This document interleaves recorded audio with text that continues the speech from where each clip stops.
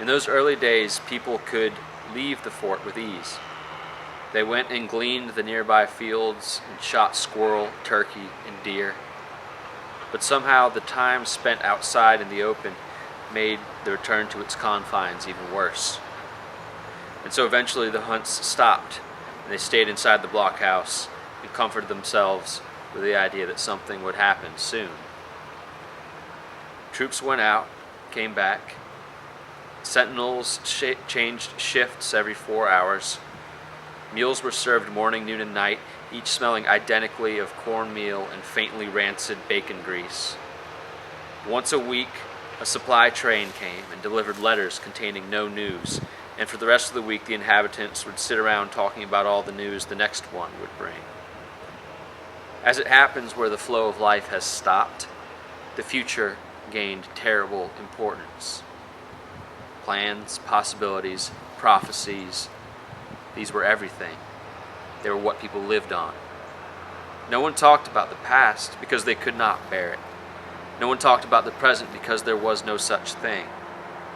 The whole arena of life had shifted to the future, and each day became one long anticipation of itself, eventually foiled, pacing around or sitting on corn sacks, drunk by the afternoon. Ab was too young to find fault with the adults for all this, but he could not help hating it. He had one good friend, Teek Geyer. He knew how to ride hogs and galloped them around the walls. He taught Ab how, and they held bareback races, which attracted some attention. But this excitement would only last a little while, and then the people would return to their corn sacks and rum jugs. Teek would keep riding the hogs slowly around the inside of the fort alone. Toward dusk, Ab would steal out through the gate of the fort and run down the slope into the trees. Out where the breeze actually blew and the deer actually walked, and there were ferns beneath the oaks. The boy would walk a ways and then lie down. He would stay there in the absence of noise and talk, in the presence of hares. He would gaze at the fort. From there, he could see how small it really was.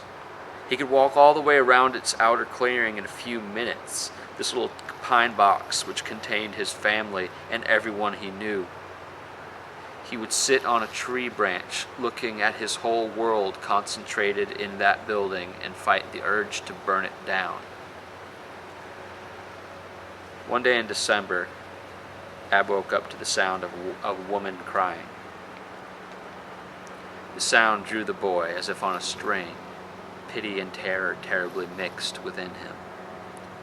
The sound came from Oscar's place a few yards away.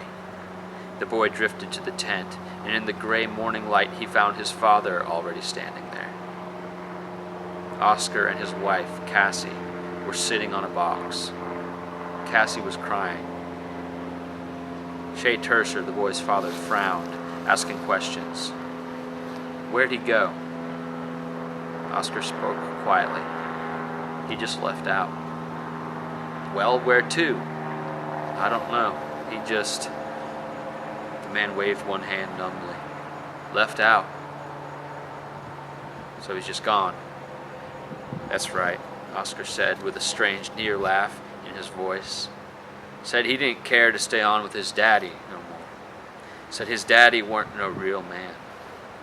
"I ain't no real man, it seems. Not to my son, I ain't." Oscar shook his head. He looked at the dirt. Cassie's weeping was an unbroken sound. Long, not loud. Ab turned and walked away from the tent. He went straight toward the southwest corner of the fort. The blankets over the slaves' shelter hung lifeless. One of them had fallen in a little, and the boy tore through it and stepped inside. The place was empty. It was dead. Still, there was a smell of living people and bedding and abandoned belongings visible on the ground, and there was altogether the sense of a rapture which had taken an elect and disappeared them forever, leaving the damned behind to view the aftermath. The boy began to shake. He turned and went out the way he'd come in. It took a while for the alarm to be sounded. It was mid-morning before the soldiers began going through the place with their bayonets, shredding it as they went. The structure fell quickly. It became a pile of blankets and old tarpaulin and palm fronds, and the posts which had held it up. Nothing stirred underneath.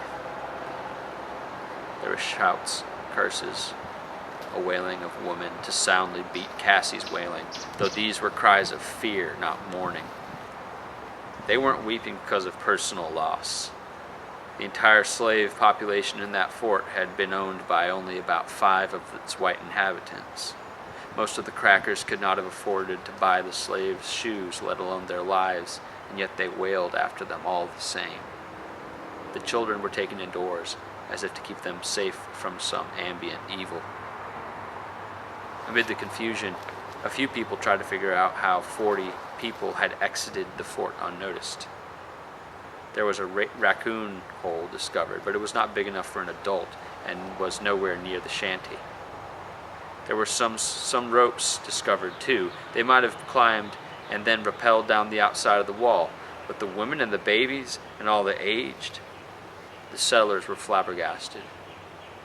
A few people had considered the possibility of some slaves trying to escape, but not all of them, and not all at once. There were calls for a search party.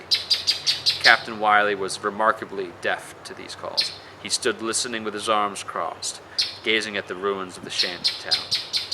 A few of the residents got guns and stomped around waving them, trying to make something happen.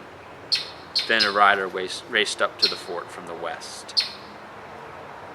It was an express from Fort Brooke near the Gulf of Mexico. The rider made no effort to keep the news quiet, but was shouting almost before he got down from the saddle, news of disaster.